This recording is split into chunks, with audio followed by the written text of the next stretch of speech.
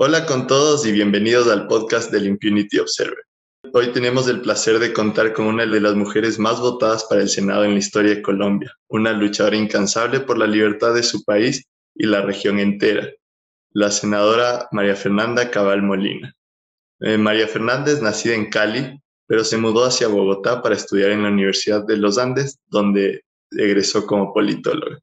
Años más tarde, María Fernanda entró a la política gracias a una oportunidad del expresidente Álvaro Uribe por el Partido Centro Democrático, donde ha permanecido a lo largo de su carrera política. Bienvenida, María Fernanda, ¿cómo estás? Bien, muchas gracias por la invitación a ti y al Impunity Observer.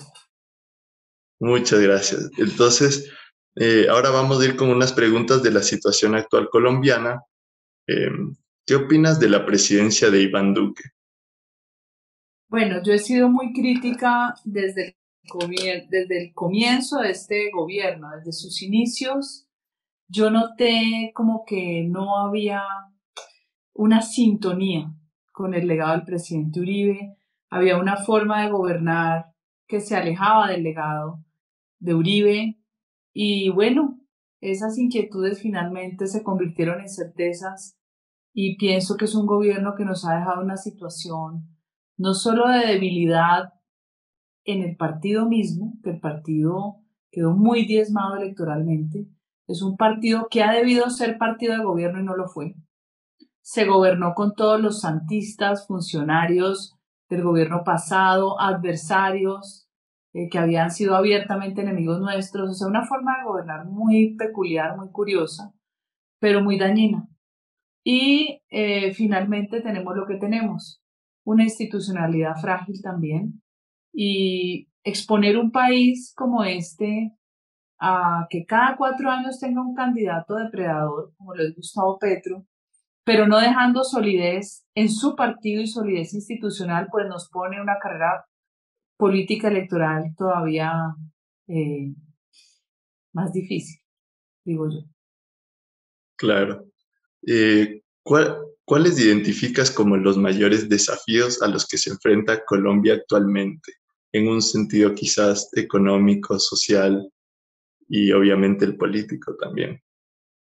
Pues a ver, económico es obvio que nos dejó la pandemia, porque no se le puede achacar a este gobierno. La pandemia nos dejó como a toda América Latina muy desbaratados.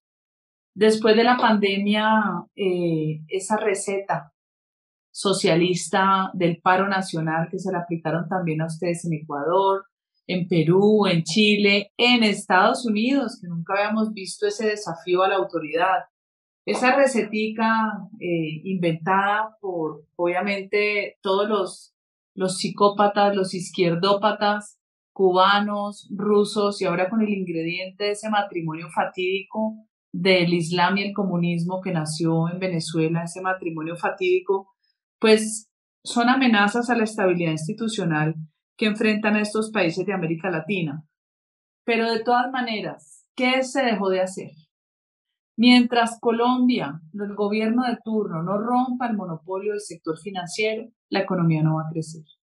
A pesar de todo lo que ha pasado, de los buenos intentos, de un esfuerzo gigantesco del gobierno por tratar de sostener a las familias más pobres, por efecto de la pandemia, por ayudar con las nóminas de las empresas, porque lo han hecho. Usted sabe que todo es insuficiente con lo que sucedió por el tema del COVID y después reforzado por la toma guerrillera que llaman paro nacional. Pero no se hicieron cambios estructurales. Nosotros no gozamos de economía de mercado en Colombia, es falso. Nosotros no gozamos del modelo económico capitalista porque la gente sencillamente no accede al capital. Y por eso hay 5 millones de pesos en estos créditos que se dan callejeros, que a veces son muy peligrosos porque se cobran con pistola, que es lo que se llama el gota a gota. La gente que no accede es gente expulsada del sistema. Cuando uno ve los países ricos, por ejemplo Estados Unidos, hasta el ilegal tiene crédito en un banco mientras demuestre que está trabajando. Aquí no. Aquí usted tiene que demostrar que no necesita el dinero para que le preste. Entonces, esa es una falla estructural de mercado que hay aquí. Falla. Si usted como ser humano en su dignidad no accede al capital, a usted lo están convirtiendo o en un pobre eterno o en un dependiente del subsidio que jamás ha sacado a nadie de la pobreza. Uno. Dos, no, siento que no se reforzó el honor militar. La fuerza pública necesita ser honrada porque es la que da su vida por nosotros, sin conocernos. Siento que se quedó el mismo poder detrás del trono de la cúpula anterior. Siento que no se hicieron las investigaciones de corrupción que se debía hacer. Muchas cosas se dejaron de hacer por simple negligencia porque la información estaba allí. Siento que no se hizo lo obvio, sentarse con todos los gremios de la producción a tumbar leyes malas. La mayoría de las leyes que salen en el Congreso son malas. A tumbar decretos y resoluciones que son de vía administrativa, que a un gobierno le queda muy fácil. El diagnóstico de que arruina al empresariado lo tienen los sectores económicos con la actividad respectiva. Usted no tiene que contratar ningún experto. Deje que el que genera riqueza le enseñe. Haga los cambios. El Estado se volvió un cónyuge, como la sociedad conyugal, un cónyuge obligatorio, permanente, que no te premia, sino que te castiga. Entonces la gente no se formaliza, porque si formalizarse significa que no te presta dinero el sector financiero, pero además te sancionan por todo, pues la gente no se formaliza. Así de sencillo. Entonces son una serie de elementos que no se corrigieron en este gobierno. Y lo más grave, se gobernó sin el partido de gobierno. Resultado, mi querido compañero, perdimos la mitad de curules en Cámara de Representantes, Colombia es bicameral, de 32 pasamos a 16. Un desastre, porque las regiones se resintieron de la falta de apoyo del partido al que escogieron después de 8 años de padecer a Juan Manuel Santos. Segundo, se perdieron hasta ahora 6 curules en el Senado, pasamos de 19 a 13. Aspiramos que se recupere al menos una curul. Un desastre. Es el diagnóstico del desastre. Ya estaba anunciado, ya yo lo había dicho, pero como dicen que yo soy de extrema, yo no tengo nada extremo, salvo la coherencia y la firmeza.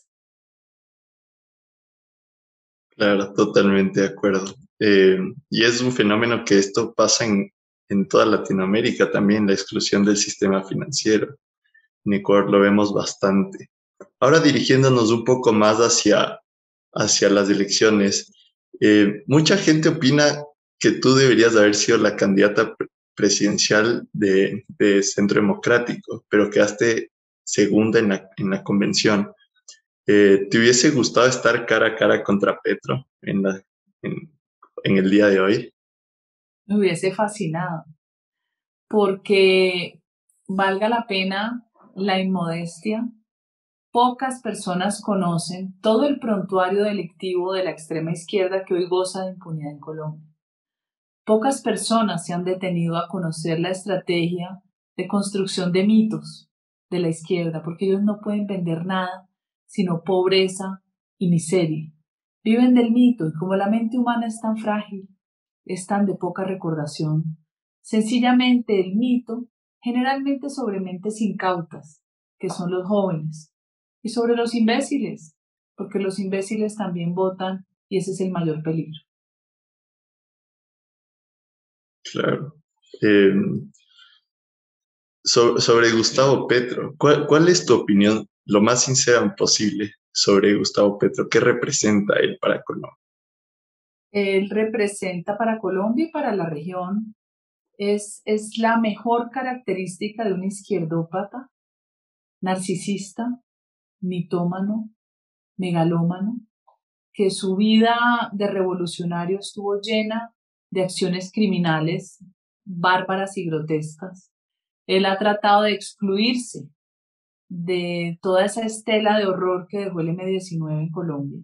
Ellos eran extorsionistas profesionales. A él lo recuerdan personas que lo señalan directamente de haberlos extorsionado, especialmente en el centro de abastos, que es donde se concentran los alimentos que llegan a Bogotá. Las cárceles del pueblo, Como ellos son psicópatas, ellos distorsionan el nombre de las cosas. Acuérdense que es una estrategia de guerra el uso del lenguaje. Cárceles del pueblo. Yo jamás creería que el pueblo fuera tan salvaje como lo fueron estos grupos criminales que denominaban cárceles del pueblo, a donde enterraban prácticamente en jaulas a sus secuestrados. Secuestrados que después en algún rescate o posteriormente cuando daban el lugar donde estaba ya la persona fallecida, estaban llenos, la piel llena de hongos, un nivel de crueldad infinito. Un M-19 que secuestra poniéndole una carnada a un negro que fue uno de los sindicalistas más importantes de la época, que era José Raquel Mercado, y que no compaginaba, no contemporizaba con las ideas revolucionarias. Le ponen una carnada con una mujer y lo asesinan y lo dejan como un perro tirado en calzoncillos en una vía. Ese es el M-19.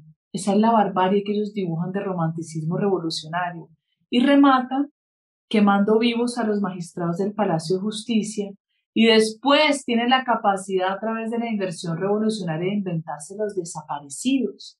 La rabia que les dio que aparecieran 6 porque logró a través de una técnica moderna de ADN la identificación de las personas después de tener pues los cadáveres completamente calcinados. Es completamente irracional sentir que las ONGs de extrema izquierda se sentían disgustadas porque hubiera una identificación, porque el mito se les caía. Condenar a la fuerza pública, a los generales de la República, ese es su trofeo. Mientras hay un general hoy condenado a 36 años por el Palacio de Justicia, está un Gustavo Petro, miembro de este grupo criminal que se alió con Pablo Escobar para quemar los expedientes de Pablo y de los narcotráficos. Hoy es candidato presidencial. La verdad es que es como si fuera un cuento de horror. Y sobre Francia Márquez, ¿cuál es tu opinión sobre ella?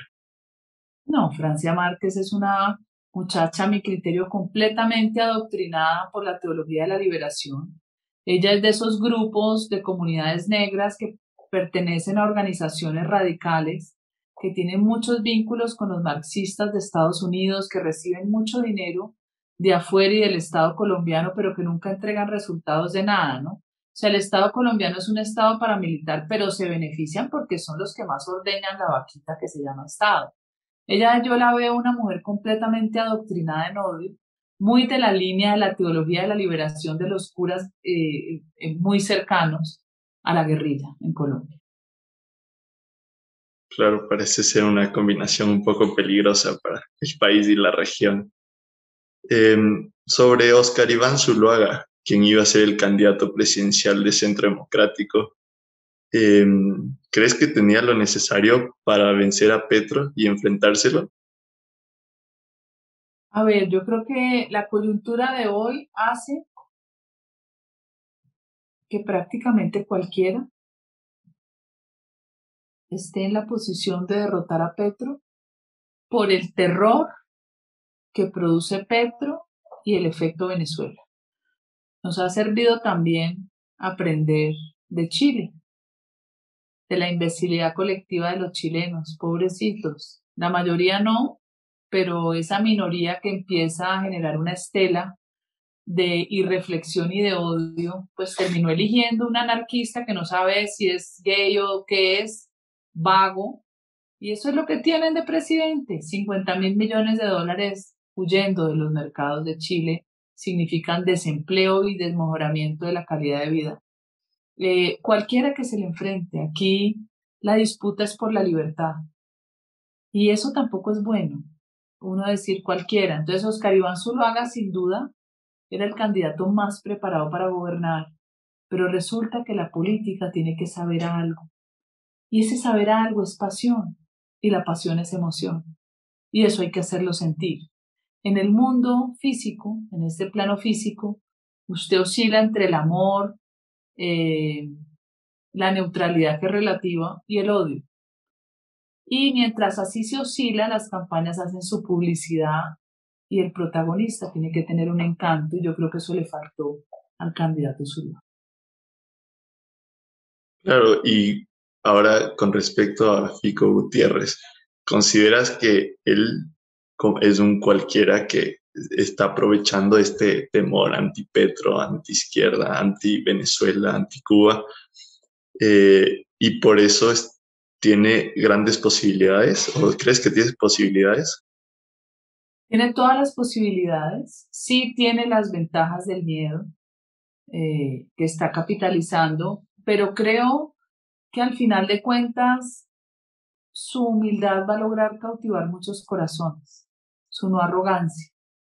Eh, Tiene de pronto que organizar un poco más su campaña y le vamos a ayudar, pero lo va a lograr.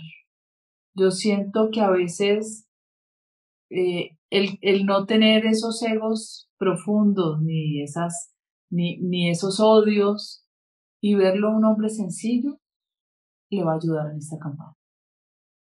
Claro, entonces, Centro Democrático está apoyando como partido a la candidatura de Fico Gutiérrez. Todavía no ha salido el resultado de la encuesta de base. El presidente Uribe ha querido esperar, pero mucha base se fue para allá, sin duda, porque jamás van a estar eh, donde la izquierda. De pronto hay algunos acompañando el candidato Enrique Gómez, que es extraordinario, es uno de los más preparados, pero no ha tenido el tiempo de que Colombia lo conozca. A él le devolvieron la personería de Salvación Nacional, que era el partido político de su tío Álvaro Gómez Hurtado, uno de los hombres más ilustres que ha tenido este país, asesinado con un crimen donde involucraron mucha gente que no tenía nada que ver, un crimen de Estado, sin duda. Y aparte de eso está Rodolfo Hernández, que cautiva por su discurso directo y pendenciero, pero no creo que ninguno llegue a generar ni siquiera, ¿cómo te digo? Eh, un número de seguidores que pueda poner en duda o pueda desestabilizar la candidatura de Federico Gutiérrez.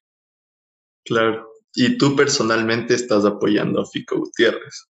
Mira, yo soy miembro de una comisión del Partido Centro Democrático donde estamos hablando con todos los candidatos, invitándolos a que seamos uno. Eh, la mayoría están prefiriendo ir a primera vuelta. Eso tiene sus réditos y sus beneficios ya para cada movimiento, cada partido, pero estamos seguros que nos vamos a unir en segunda vuelta.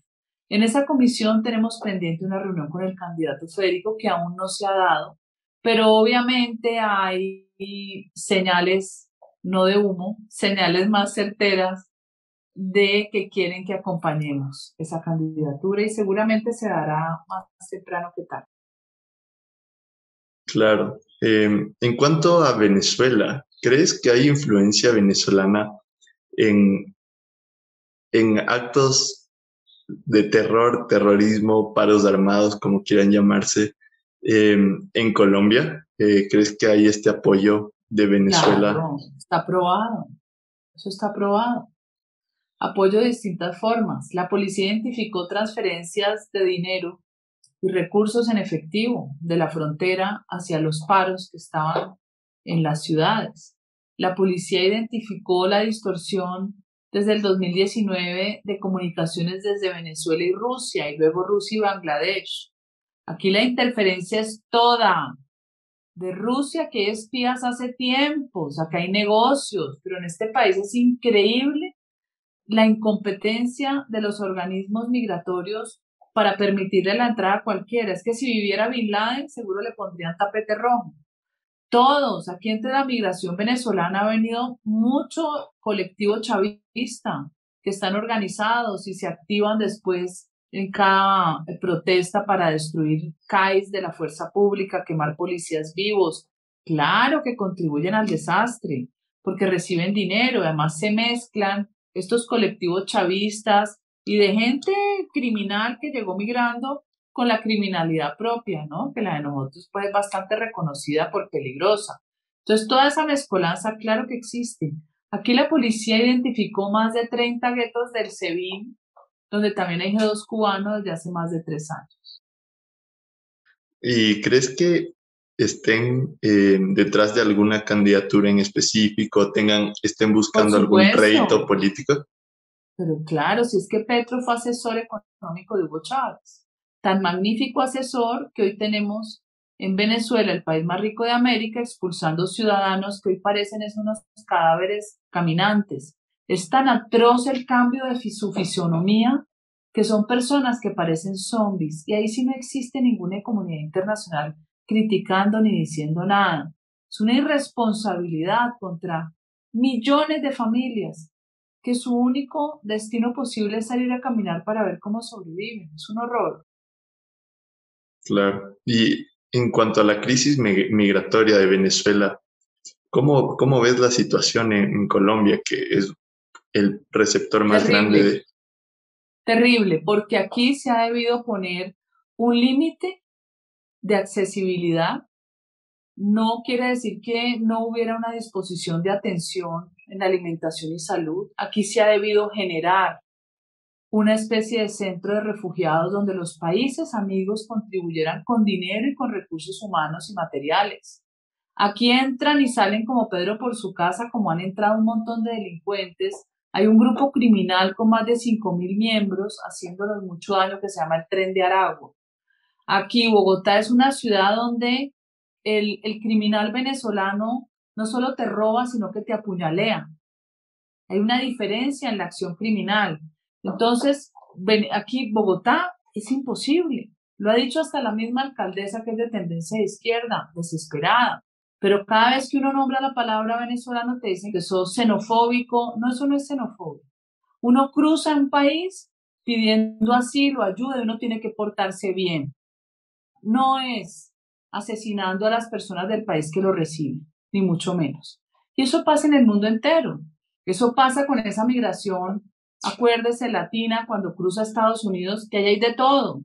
¿Y yo por qué voy a mantener al violador, el asesino, que porque migra, que porque pobrecito, que es que le tocó migrar, pobrecita a las personas que quedaron en sus manos? O sea, siempre es una forma distorsionada de contemplar al criminal y señalar al que exige autoridad y ley. Aquí pasa eso. Aquí nos ha faltado mucha mano dura para decirle al venezolano, bueno, bienvenido. De hecho, nosotros tenemos empleados de Venezuela. Bienvenido. El malo para afuera. O se judicializa o se saca. Así es. Ha sido una política desordenada, absurda, que nos pone en riesgo todas las ciudades. La criminalidad es desbordada y cuando arranca la izquierda con sus famosas protestas, que obviamente son milicias urbanas entrenadas por los helenos, por las FARC, pues usan toda esta masa crítica de personas delincuentes para terminar de reventar el país. Claro, he visto que las cosas están muy graves en cuanto a seguridad. Eh, Sobre la alcaldía de Claudia López, ¿cómo la considerarías? Porque he visto que sus números de aprobación han decaído mucho, entonces quería saber tu opinión sobre cómo... A ver, ¿por qué no hacemos un ensayo para saber qué alcalde progresista en el mundo ha salido bien librado? Si es que esta gente primero no entiende economía ni principios básicos de economía, no tiene ni idea de cómo se genera empleo, no tiene ni idea de cómo reforzar la seguridad, porque todo lo que es seguridad le parece fascista, porque son tan imbéciles que terminan usando los mismos términos de Lenin para poder desviar la atención en ellos y fijarse en un adversario que era el fascista o el nazi, porque entre ellos se mataban, pero a la final ellos son iguales.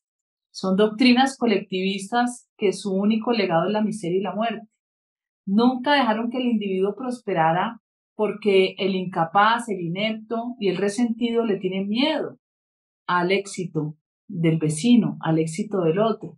Cuando gobiernan, despliegan todo el horror de toda la incomprensión de una vida desbordada, confundida, por lo general tienen unos matrimonios deshechos, se han casado varias veces, dejan hijos regados por todos lados como los perritos callejeros. Y esa es su conducta. En la intimidad y en público se exacerba la locura. Entonces, no creo que exista ningún alcalde que diga, yo logré estos indicadores de éxito y la población me ama. Eso eso por lo general es un alcalde de derechas o republicano el que lo logra. Ahí lo vemos en Estados Unidos. Gobernadores demócratas, alcaldes demócratas, las ciudades llenas de indigentes en todos los parques. Aquí esta señora toleraba una comunidad en Verá que mataron un pobre señor de un camioncito porque él estaba por una vía de noche, se atravesó una señora indígena, él no tenía por qué verla, la arrolla y lo bajan y lo linchan. Una comunidad indígena que lleva 4 meses en el Parque Nacional de Bogotá y no los han desalojado.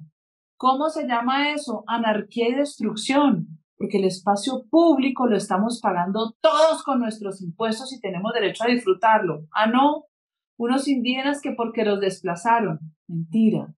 Todo eso es parte de una estrategia de destrucción. Atrás tienen financiadores, viven borrachos, violan a las niñitas. O sea, ¿qué es esto? ¿Dónde está el Estado? ¿Dónde está la Fiscalía? ¿Dónde está la Procuraduría? ¿Dónde está la Defensoría del Pueblo? Ah, no, defendiéndolos a ellos en contra de los pobres comerciantes arruinados, del que antes gozaba del parque, de todo un vecindario que termina valiendo 0 pesos por cuenta de estos depredadores. Pero como son indígenas, pueden hacer lo que les dé la gana. Entonces, ojalá que esta experiencia trágica de esta alcaldesa loca, que lo único que hacía era gritar y señalar a todo el mundo, nos sirva para escoger bien. ¿Qué tal Cali? ¿Qué tal el hijo del guerrillero narcotraficante Iván Marino Espina?